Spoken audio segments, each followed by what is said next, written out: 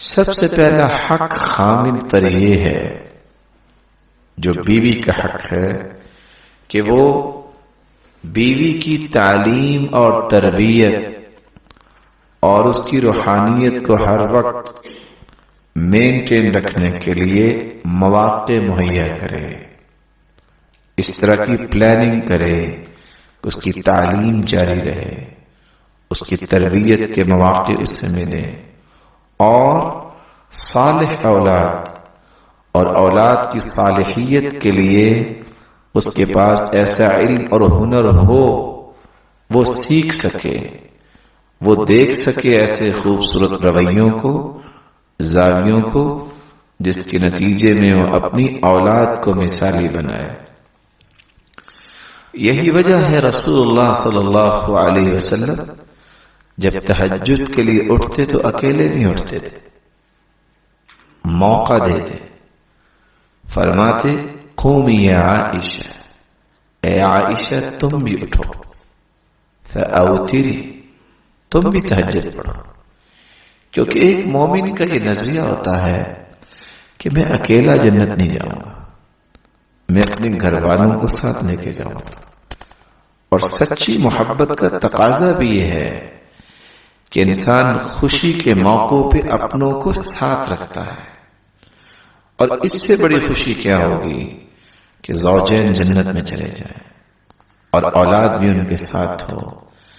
تو ایک ایسا مومن، اس کو یہ حق ادا کرنا ہے کہ وہ نیکی کے مواقع مہیا کرے، بنائے، نیکی کے ساتھ اپنے گھر والوں کو چلائے۔ رسول اللہ صلی اللہ علیہ وسلم رات کو جب اٹھتے، جہاں عائشہ رضی اللہ تعالی عنہا کو اٹھاتے، وہاں آواز دیتے، ایقظوا صواحب الحجرات، ان حجروں والیوں کو اٹھاؤ، لکی یصلی، یہ بھی نماز پڑھے۔ سبحان اللہ، اللہ تو پاک ہے، اللہ ہی جانتا ہے کہ آج رات ماذا انزل اللہ من الخزائن، اللہ نے کون کون سے خزانے اس رات نازل کیے، وماذا انزل من الفتن، اور کتنے فتنے آئے ہیں۔ یہ اٹھے، خزانوں کے حقدار بنے اور فتنوں سے بچنے کی اللہ کے سامنے التجائیں کرے۔ رسول اللہ صلی اللہ علیہ وسلم نے تو یہاں تک فرمایا، رحم اللہ رجلا قام من اللیل فصلى وأيقظ امرأة فإن أبت نضح في وجهها الماء۔ اللہ تعالی رحمت فرمائے اس انسان پر جو رات کی تاریکی میں اٹھتا ہے، تہجد پڑھتا ہے، اپنی گھر والی کو بھی اٹھاتا ہے، اور اگر وہ پس و پیش کرتی ہے تو اس پہ پانی کا چھڑکاؤ کرتا ہے۔ یہ ہے تو عمل معمولی سا، لیکن اللہ کی رحمت کا یہ مستحق بن جائے گا۔ وَرَحِمَ اللَّهُ امْرَأَةً قَامَتْ مِنَ اللَّيْلِ فَصَلَّتْ وَأَيْقَظَتْ زَوْجَهَا فَإِنْ أَبَى نَضَحَتْ فِي وَجْهِهِ الْمَاءِ۔ اسی طرح اس عورت پہ بھی اللہ تعالی رحمت کا نزول فرمائے جو رات کی تاریکی میں اٹھتی ہے اور تہجد پڑھتی ہے، اپنے خامد کو بھی اٹھاتی ہے، اور اگر وہ پس و پیش کرتا ہے تو پانی کا چھڑکاؤ کرتی ہے، یہ اللہ کی رحمت کی مستحق بن جاتی ہے۔ رسول اللہ صلی اللہ علیہ وسلم نے اسی لیے جب ایک صحابیہ کی درخواست سنی کہ سرتاج الرسول، مرد تو آپ کے ساتھ رہتے ہیں ہر وقت، ان کی تو تربیت ہوگی، ان کو تو آپ نے دین سکھا دیا، ہمارا بھی حق ہے۔ تو آپ نے ایک دن مقرر فرمایا، ایک انصاریہ صحابیہ کے گھر تمام عورتیں جمع ہوتی اور آپ ان کو تعلیم دیتے، آپ ان کو زندگی کو خوبصورت بنانے کے طریقے بتاتے، ان راہوں کا تعین کیا جاتا جس پہ ایک صالحہ اور مومنہ اور تقیہ کو چلنا ہوتا ہے۔ تو رسول اللہ صلی اللہ علیہ وسلم نے جو تربیت فرمائی، ایک عورت کو جب دین سننے، سیکھنے، پڑھنے اور دینی زاویے دیکھنے کا موقع ملے گا، تب ہی اپنی اولاد میں انہیں کی پیدا کرے گی۔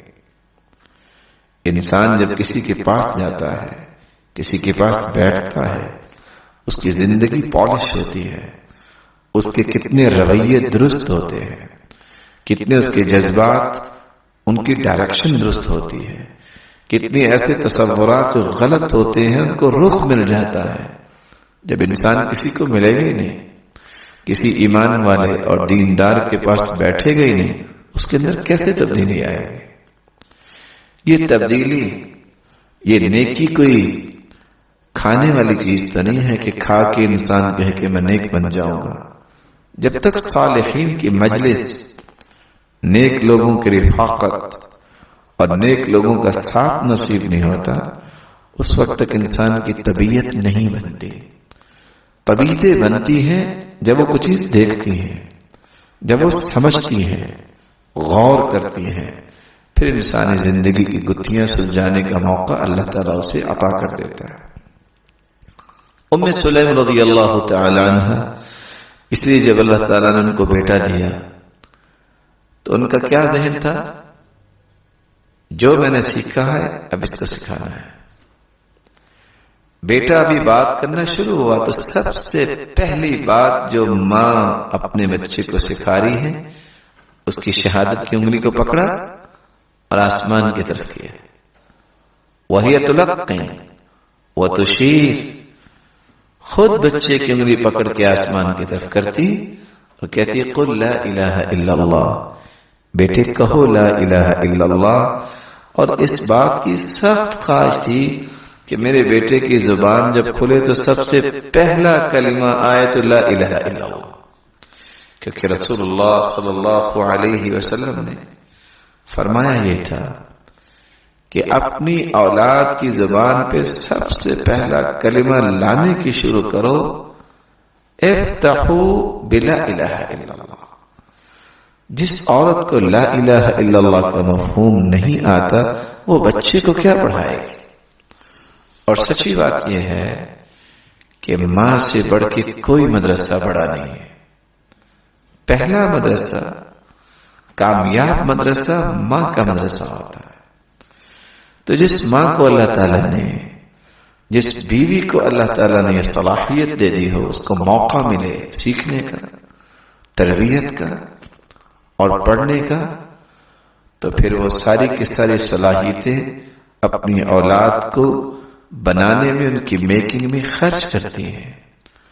اگر موقع ہی نہ ملے، اس کو خود سے پتہ نہیں ہے میں نے بات کیسے کرنی ہے، کیونکہ کسی کے پاس گئی نہیں ہے، وہ کسی مومنہ صالحہ عورت کے پاس بیٹھی نہیں ہے، وہ کسی عالمہ، کسی مدرسہ، مزکیہ، مربیہ کے پاس اس نے وقت لگایا ہی نہیں ہے، وہ کیسے تربیت کرے گی؟ اس لیے پہلا حق جو ہے وہ مرد پر یہ ہے کہ عورت کے لیے ایسے مواقع بنائے، بیوی کے لیے، کہ اس کا دین ہر وقت تازہ رہے اور اس کی علمی اور دینی ترقی جاری رہے۔ رسول اللہ صلی اللہ علیہ وسلم نے اس لیے فرمایا ان الرجل لترفع درجته فی الجنہ، انسان کا درجہ قیامت کے دن بہت بلند ہوگا۔ فیقول یا رب انا لہذا، انسان کہے گا اے اللہ یہ نیکی میں نے تو کی نہیں، اتنا بڑا درجہ اور مقام کیسے مجھے مل گیا؟